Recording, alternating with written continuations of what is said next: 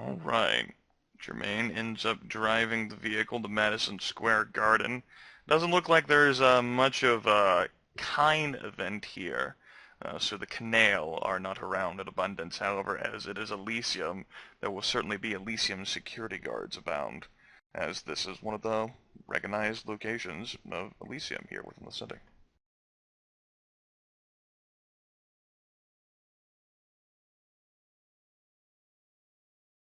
Yeah, Byron's going to say, didn't Joseph and I tell you these places were pretty much shut down? I mean, we can look Might still around. be somewhere. Yeah, all it takes is one person for us to pass it on to. Someone's gotta know. Someone's gotta be somewhere.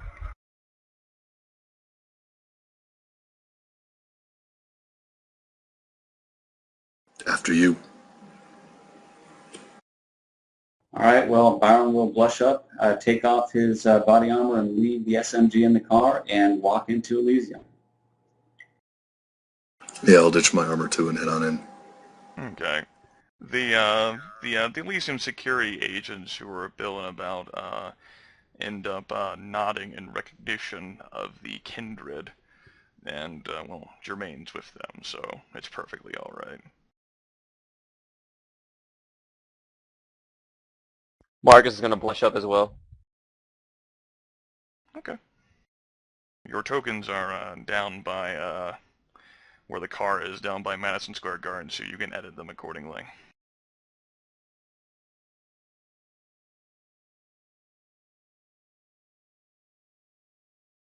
As it all turns out, there's actually a bit of excitement here with the security guards.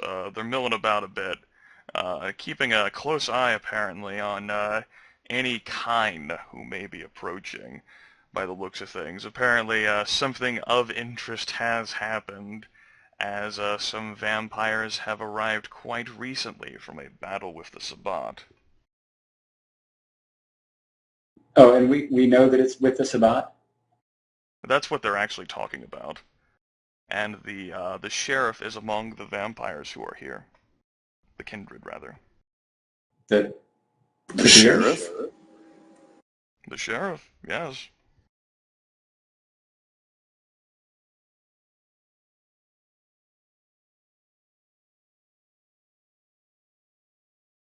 What? Well, let's find out.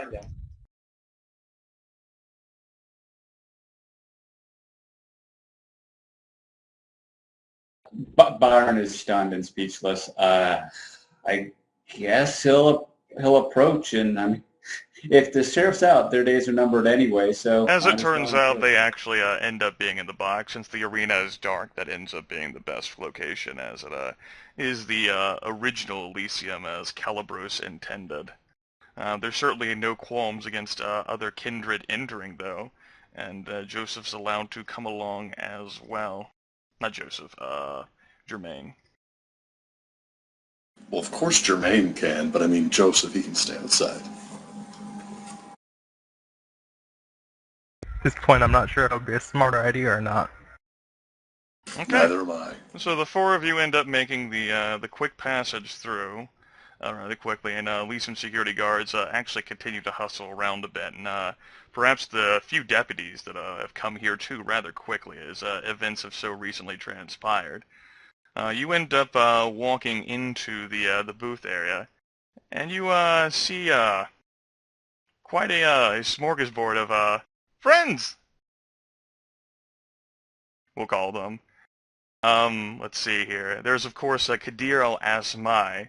We'll say Marcus is the first one to enter, who actually does not look like he is wearing a suit at all, or even a watch. He's actually got a muscle shirt on himself, as well as jeans. Looks like he's been cut up and torn up a bit, and even shot in one location. One of the kindred standing next to him, Marcus will recognize as Jezebel. Years of fights and frenzy have obviously taken their toll on her, an otherwise average-looking woman. In light of her feral nature, however, she has acquired several of the characteristics of a weasel. Her fingers are long and look as if they have an extra knuckle in them. Her nose is short and blunt, but very acute, and her eyes have the red glint of a predator under certain conditions. Jezebel's teeth are sharp, even in the rear of her mouth. Her left ear is pointed, but she lost most of the right one in one squabble another. Tufts of fur sprout in certain portions of her anatomy. She's a tall, muscular woman standing over 6 feet tall, and her eyes certainly betray an almost animalistic gleam. Her clothes are a mismatched mess of denim, cheap leather, and t-shirts, all of which you assume don't last very long. She looks like she's been roughed up quite a bit, too. And the others, given Marcus's familiarity, they all look like they're Gangrel, that they all have animalistic features in one form or another. Upon the entrance of all of you, they all sort of turn their eyes. They clearly look like they've definitely been in a fight very recently. The Qadir, actually, his eyes brighten up and says, "Ah, hello." Of course, with the cruel glint and the suspicious stare, his rather cruel mouth set into a thin line. But he almost looks like he's sort of, he's all right with you for being here.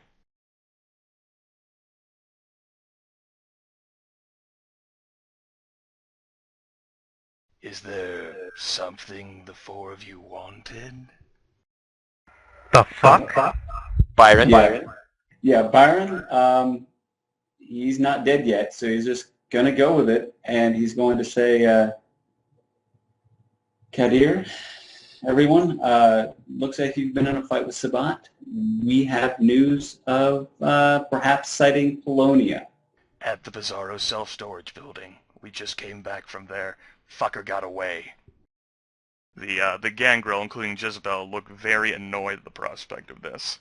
Apparently he was distracted just at the last moment by something or another and caught wind of our ambush.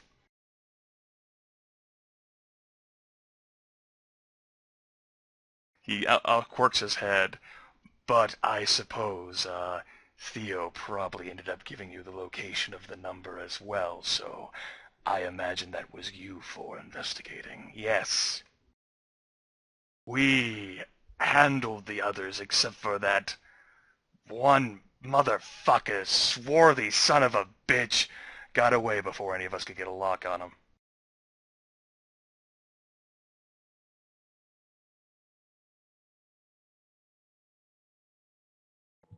Byron will note that they saw that car heading at, close to Mach 2.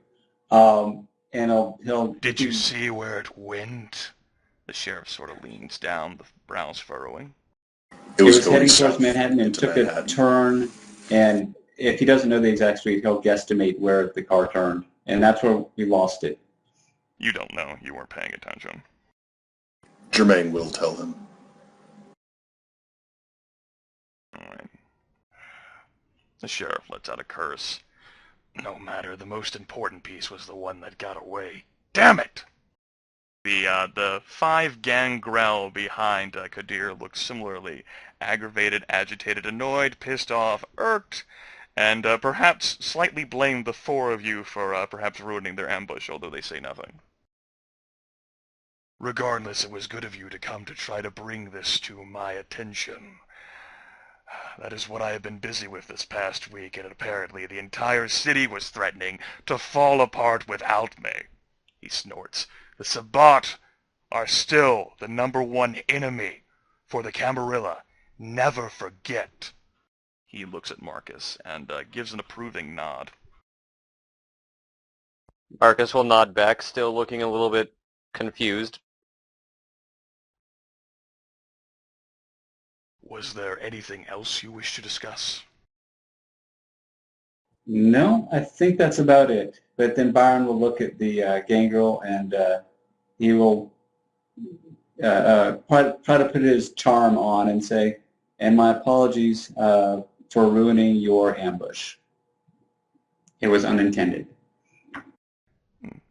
Qadir ends up nodding, even though he's not one of the gangrel. Jezebel sort of pipes up, rather scurrying to stand next to Qadir, and says, "We understand that everyone ends up being interested in Sabat. It is the best interest of all to hunt that which is our greatest enemy. But do take more care not to alarm them in the future should you sight them. They can be as cockroaches. She too ends up flicking her eyes towards Marcus with a sort of half smile.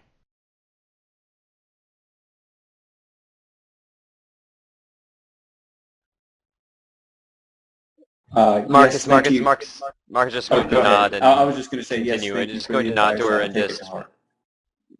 going to nod and not say anything. We have other business to discuss. Have you noticed any others milling about? Definitely, Archbishop Polonia here can only mean that they are threatening to even make a greater move. Certainly, with Theo's interest in a particular, the Sabbat have clearly matched that as well, and perhaps Polonia will do whatever it takes to reclaim this city. He must be stopped at all costs. Qadir is very vehement in this, and perhaps for all of his crushing of the wills of neonates, he is very devoted and committed to dealing with the Sabbat. Byron, go. Your turn. Marcus is just going to keep nodding. That's pretty much all he's been doing this entire time. Mm-hmm. Mm-hmm. Byron will say, no, we don't have anything else to report, but if you have anything you need to be checked out and they will not ruin any of your plans, we would be happy to aid you. The sheriff shakes his head. But of course I will keep that in mind, but it is not my job to send you scurrying all about as busy bodies. We do have matters to discuss, though, if you would please go if you do not have anything further. Joseph's first out of the room if no one else beats him to it. Marcus is going to bow and say, "Have a good evening, Sheriff." You too, Marcus. The eyes sort of glint. Apparently, you know, Marcus, having previously fought in the Battle of New York, does still have credibility. Byron will nod politely and follow Marcus out. I'm going to leave. All right, the four of you end up leaving and retracing your steps to head back to Jermaine's car, parked a little bit of a distance away from Madison Square Garden. Eventually, the four of you reach it. What the actual fuck? Can we get somewhere first? Yeah, Somewhere I'm where driving. Byron driving? suggests the office. Yeah, straight to the office and keep chatter to a minimum until we can be sure that we're not being tailed and followed and something's going to go horribly wrong.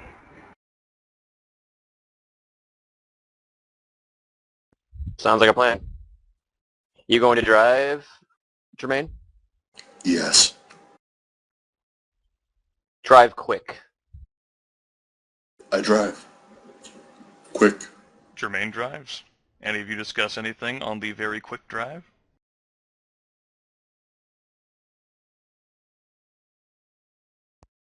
Marcus is just going to go like, how, but, didn't, how,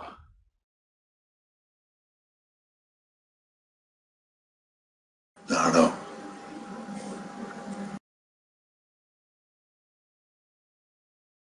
Byron's to say he was way too happy to see me. I don't know who that was, but I'm not convinced that was Qadir. One, the Gangrel, I'm not staying all too up on politics, but the Gangrel aren't happy with the Ivory Tower. Qadir was happy to see us. Qadir didn't mention, you know, the whole thing with the everything that happened. There is numerous things wrong. There is, I don't know what to say. There are too many things wrong with this. I'm going to get in contact with the Sevalon tonight. All right, I will. Byron will note that it's very possible, given how old and how powerful Sevalon is, that he could have had his mind wiped and memories replaced, just with all you need is 3 dots and dominate to really do that, and he's probably more than capable. So it could be the actual Qadir, and he just doesn't have a memory of events. And I want to ask. Yeah, and as for the Gangrel, they left the Camarilla, but they don't like the Sabbat any more than they did, 3 months ago. So it's not out of character for them to help, though it is odd. It's particularly strange that he's sitting there with a bunch of Gangrel. That's what makes and nothing else. Now I can't be sure they're all Gangrel, but they all look pretty feral to me. Byron will note that when Marcus and Byron had gone to see Qadir before ending up at Seblad's, that girl was there before. So this was an ongoing That thing. wasn't Jezebel. That was Katerina Weiss. Okay. Yeah, it's Katerina That's Weiss. Catherine Weiss. Oh, that was okay. Okay. From what I can remember, isn't she the guy? Isn't she the? She's someone who has power, and she has someone who has power in Brooklyn. Yeah, she entirely claims domain over downtown Brooklyn and Brooklyn Heights.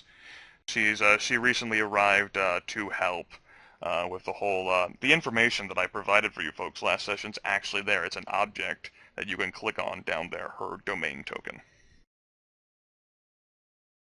If you want to freshen up on that.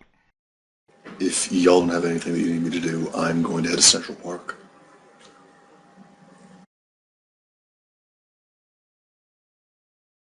See if I can find what's going on. It's probably the best idea, and I think what time is it? What is the o'clock?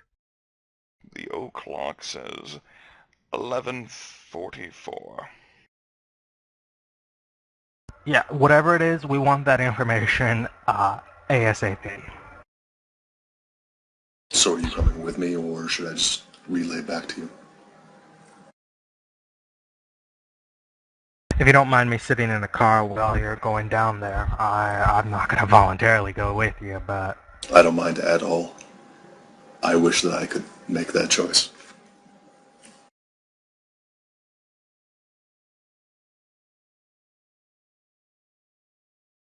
No one else coming? To see Cephalon? Yeah. Nope. That's what I figured. I don't want to be number 13.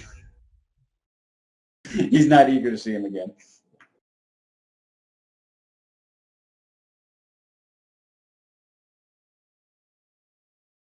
Okay. Jermaine, along with Joseph sitting in the vehicle, leave Astoria, heading to Central Park in Manhattan. Byron, Marcus, what did the two of you do? Carter Vanderwain's office is not working. We don't have no other way of contacting him. The middleman is apparently closed. The only other people that we might be able to get in contact with, that might actually know how to get in contact with them, might be the Toreador at the art place. That's closed too. Again, it's Sunday night, early Monday morning transition phase. It's still technically late Sunday night. There's no events happening there.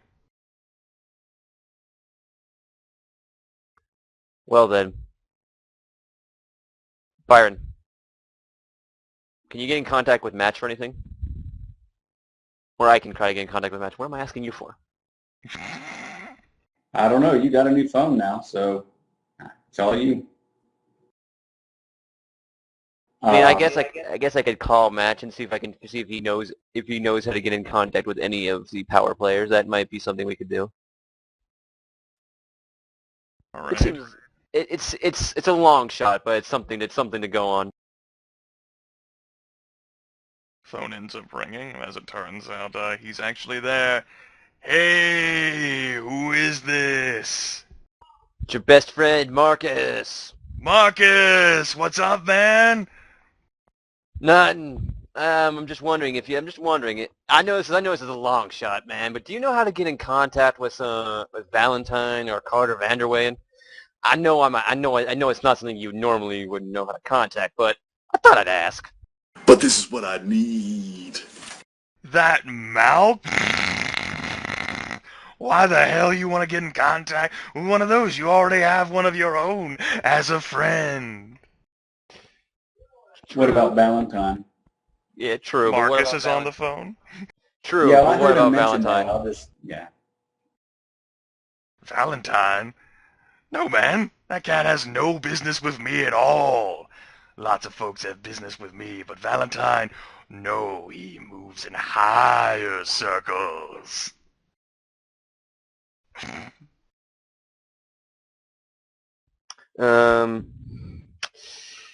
Who do you deal with, Match? I mean, I know I don't ask this, and I know it's not. I my place don't to give ask. you the names of my people just as I don't give your names to other people. If I gave you the names of every cat I dealt with, I would not be in business any longer. I know, Match. I'm sorry. I'm sorry for calling you, Match. This seems like I just wasted a bunch of your time. It's all right, cat. You a paying customer. Remember, I got what you need. So long as it's me ratting out my other customers. Okay. Have a good evening, Match. You too, Marcus. Click. So Match does not deal with Vanderwayne or Valentine, and he's not going to tell me who he deals with. It's to be expected. Tell you what, I'm going to go try and find, before I even go through this, do I know how to get in touch with Charles Smith at all? Grimith? Yeah? You do? All right. So I'm going to go see a friend of mine and research this finding allies idea we were talking about earlier. Feel free to come along if you want, and I'll call up Charles Smith and see if he's available to meet. And if not, of course, I won't go. He's not particularly. He's a bit busy handling his own thing right now. He didn't think this was a time which you two would be getting together to do teaching-related type things.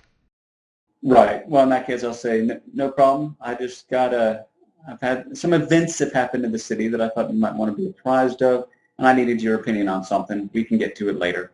No rush.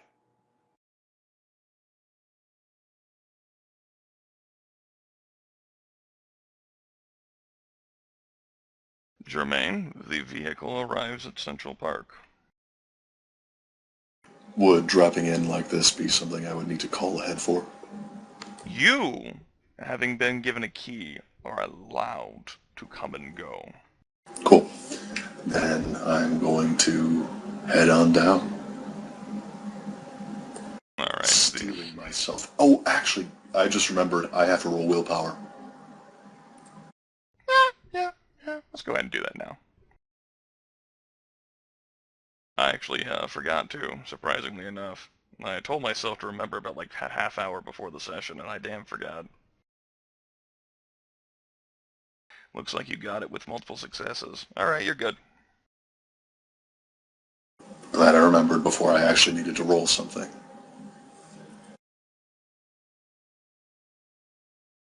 Alright, then yeah, I'm gonna steal myself and then head on down. Okay, Joseph, do you just wait in the car? I'm obfuscated in the car. Alright. I And swear to I'll God, if you obfuscate. switch it to the gospel channel, I will break you. Alright, as a refresher, Jermaine suffers from flashbacks, meaning he needs to be rolling his willpower at the start of every session. He actually remembered. I was probably going to remember sometime later on the session, but we both damn forgot, so we just did it now. Alright, Jermaine, the trip ends up being as pleasant as you would remember, except that there's no Zlatsha to guide you until you end up getting down to where the elevator is. There actually isn't anyone here. And there's the elevator, the dim lights, the shelves with the flashlight on it. There's a little scan pad there where you've seen both Dimitri as well as the Zlatsha put their hands. And followed by that sort of keypad that involves double-digit numbers. And I don't know the code, do I? You do not know. It ended up not being something you ever asked for. Since Match has been coming along with you the entire time, you've actually called ahead every single time, so there's been a Zlotcha waiting. Wonderful. Then I guess I'm going to head back up to the surface and give it a call. Alright, you head back up the spiral staircase, and give it a call, and you may enter. Click. And then I'm going to head back down to the realm of no cell reception. Alright, by the time you actually head back down the spiral staircase, the elevator is dinging, and the Zlotcha is inside the elevator, who sort of peers out curiously at you because you're already down there. Sort of grunts, extends the arm so the elevator door won't close. I step on in.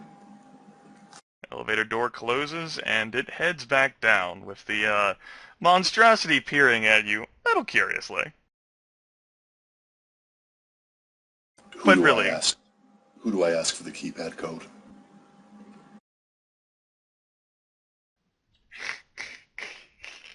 it's pretty much the best attempt it probably has at laughing at its shambling, horrific state. Says, "You could have asked me." Well, then what's the code? He ends up giving you a rather nauseating string of digits. 964372589146732.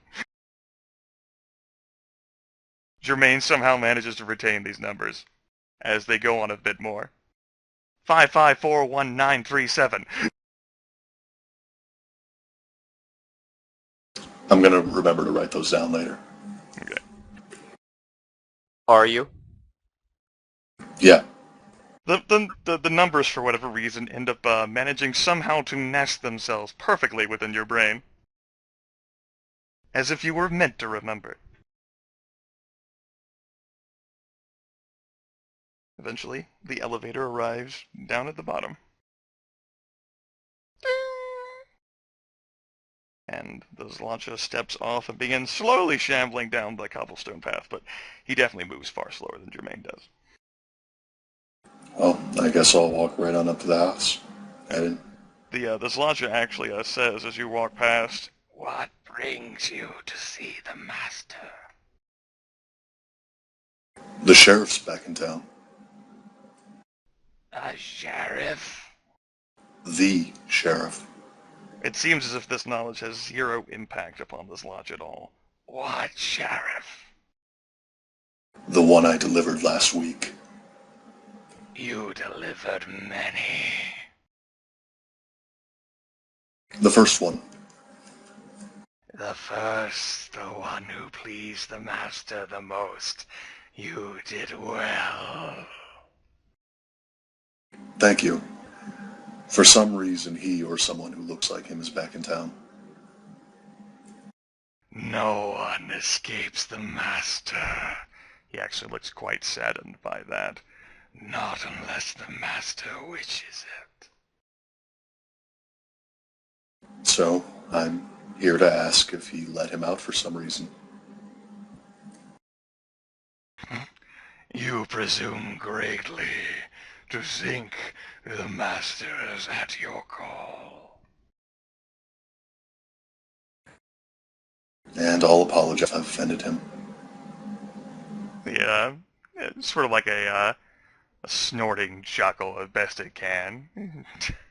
But the Zlotcha says nothing further, and you rather easily outpace it. Alright, head on the house.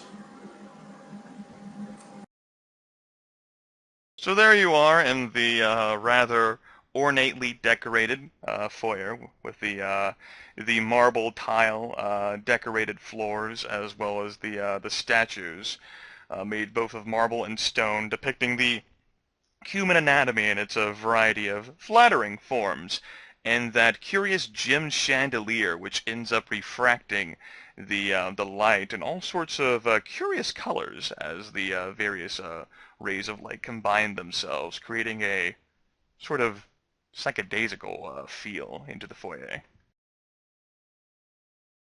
When the Sriracha finally reaches up to you, he goes off down a hallway, leaving you alone. There's the thin din of wails of screaming and pain, but it almost seems as if it's coming from the entirety of the building itself. I'll stand there and try not to piss myself in fear.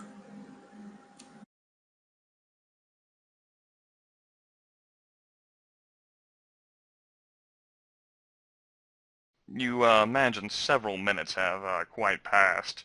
Looking at about 10 minutes, no one. You're still alone. I'll keep waiting.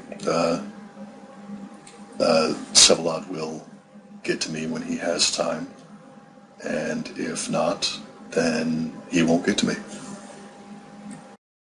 Okay. Flashback up to Joseph. Joseph, it has been 50 minutes since you last saw Jermaine. You are still obfuscated within the car. Would you like to remain waiting there? Yeah, I'm gonna sit around until I think I should be able to get back to at least the our new office by an hour if I have to walk. Okay. So I'll stay around until an hour before that, constantly checking the time. Byron, Marcus, what would the two of you like to do?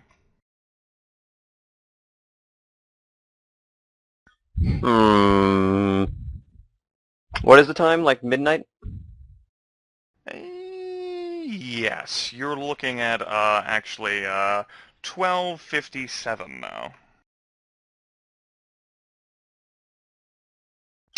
And anyone we could get in contact with now is really. You could call Joseph if you really wanted to. Byron, what do you want to do? I don't know, but I want to do something. I'm bouncing off the walls here. I mean, I've been trying to think this entire time what he could be doing, and the only thing I've come up with is visiting the Anarchs, and I don't see anything good coming from that. So I don't even think Byron would do that. Well, Marcus doesn't have anything planned because the only people he actually sort of trusts are Vanderwade and Valentine, and he doesn't know how to get in contact with them. So he's like, I have no idea what to do. I'm probably just gonna go to the bar and hit up a few of them. Want to come along? Sure.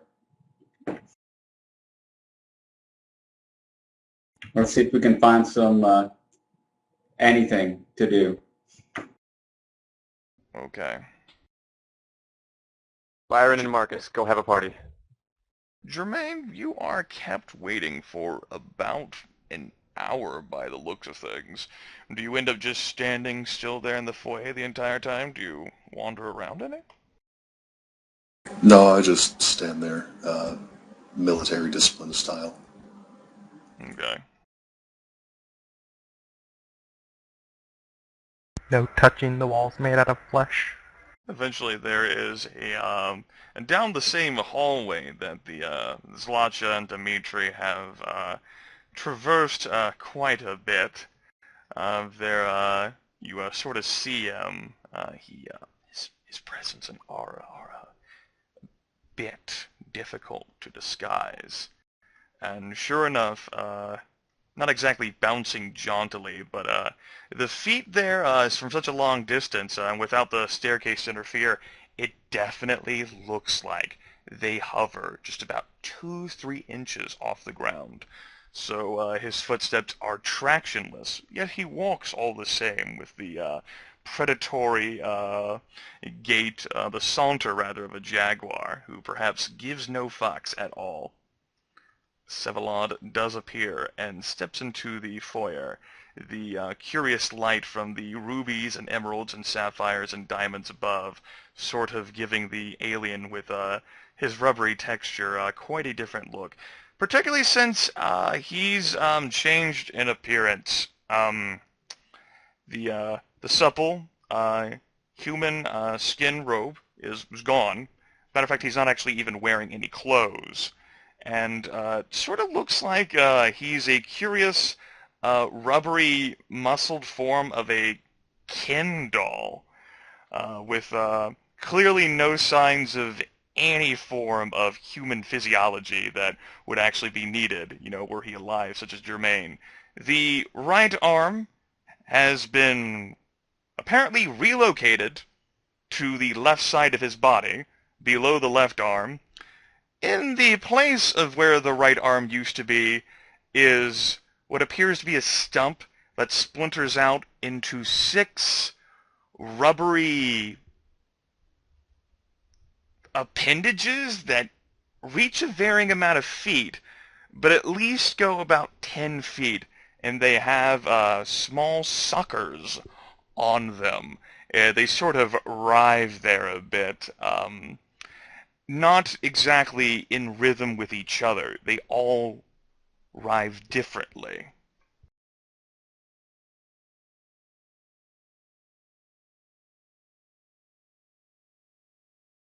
And for his part, the rubbery skin is actually covered with some blood, as if the fiend had been busy.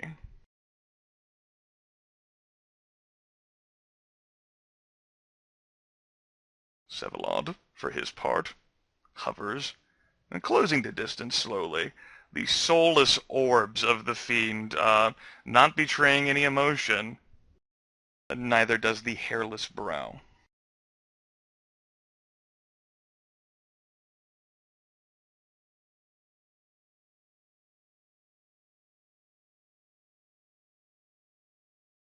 All right. Do I have any sense of whether he's going to speak or if he's waiting for me to start?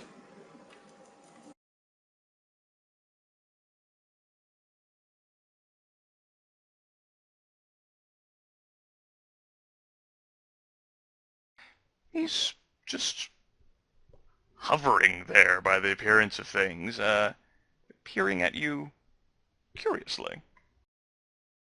The tentacles do actually look as if he so wished they could reach you from this distance. They are continuing to writhe in the air, independent of the very still body of Sevalod.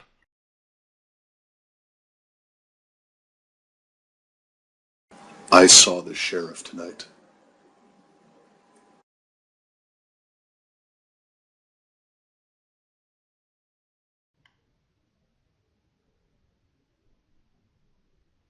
Doesn't say, do, look like that even affects him or phases him at all.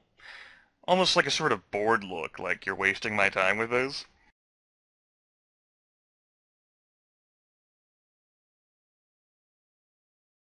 Did you let him out?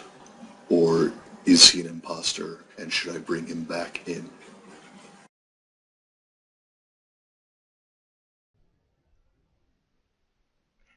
Jermaine, why do I care about the little politics of that ivory tower up there?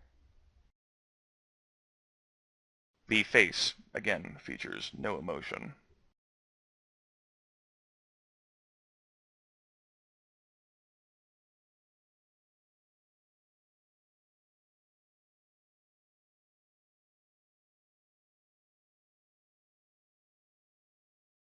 I just wanted to make sure that I wouldn't be interfering in any plans of yours if I were to do something to him. I apologize if I've intruded. Sort of quirks his head. Is that all you came for? Or were you perhaps sent on a information-seeking endeavor by your employers?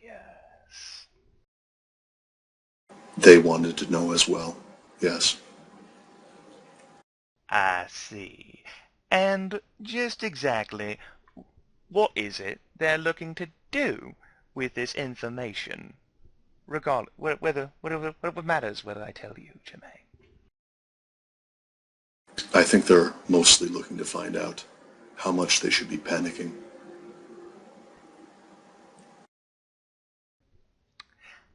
I mean, I, Sevalod Cerveni, child of Voivode Zarak, child of Lambak Ruthin, child of Zamitzi, live quaintly at East Central Park. And they've actually met me and survived, and I've even spared their lives, and as a matter of fact, I even taught... what was that one? Byron the true power. And they wish to know how much to be scared. As they should be.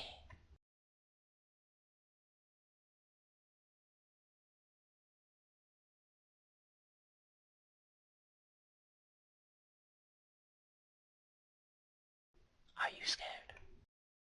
I am. That is healthy. To answer your question, Jermaine, I do believe my servant, Pavel, said it best. No one escapes the master, he says in the rather droning, suffering voice of the Zlatja. Not exactly that he was speaking, for the Zlatja, but that his vocal cords can do that. Sevalod's face almost seems as if it perks up by after saying this, and the mouth opens, revealing the wide rows of fangs, all of them fangs. He is there for a reason, just as you are, Jermaine.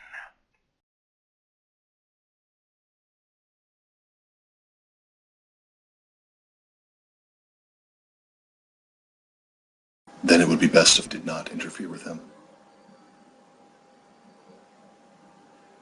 He quirks his head and it says, "It's up to you, however you wish to handle the problem, but he should not be directly interfering with you, or as a matter of fact, your employers. I did discern after some polite questioning that he was interested in your employers and their activities. That is why he followed them. So, now he's not." The smile fades, and the rubbery lips get set back into a thin line. You do not have anyone for me tonight, Jermaine. Not tonight, no. Well, that's quite all right.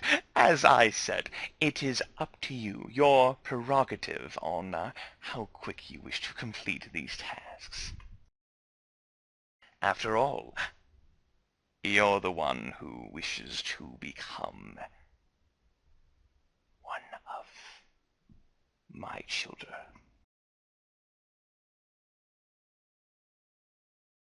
Yes, sir. Sort of leans down a bit.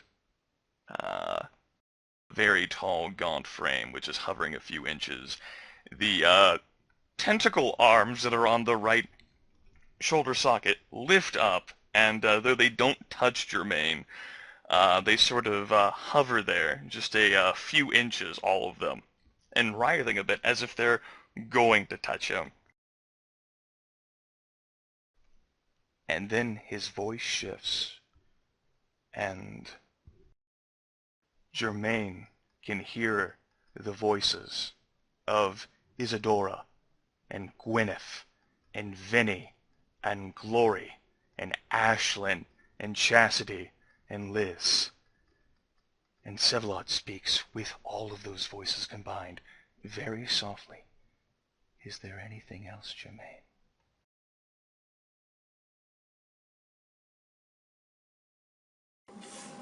No, sir. Thank you. Yes. While I grant you favors, because you are performing what is a boon, as the ivory tower would call it. I am not at your beck and call. I am Sevalot Cerveni.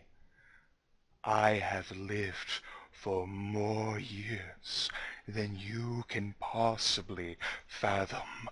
I have seen, I have performed, I have been greater horrors than you can even begin to conceive.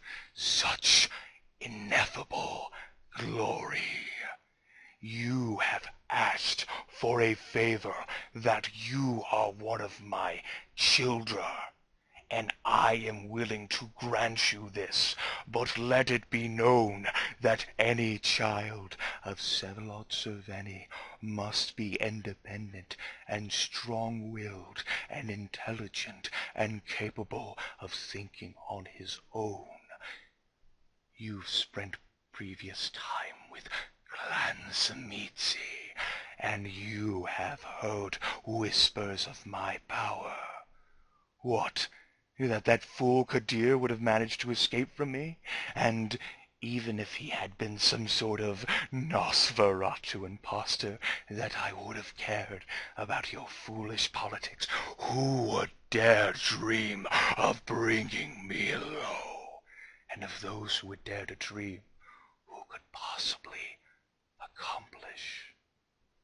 Jermaine, you may go, but in exchange for what you have done, I will exact a price. He lowers down a bit further. Know this, from this moment forth, you are the only welcome guest in my domain, so think very closely before anyone else joins you. That is, if you care about anyone else. Do I make myself clear? Yes, sir. Then go. Now.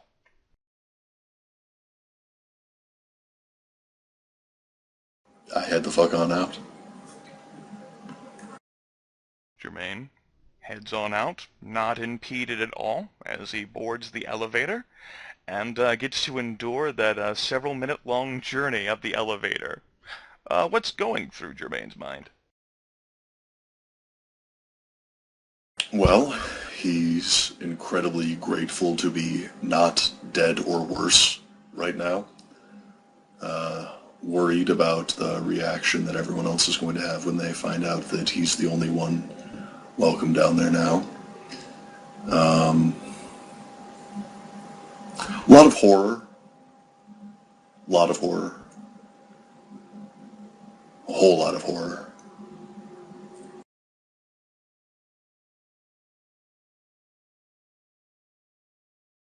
Okay. And before Jermaine reaches the surface, how about we take a 5-minute break, everyone? I'm Works fine for with me. that.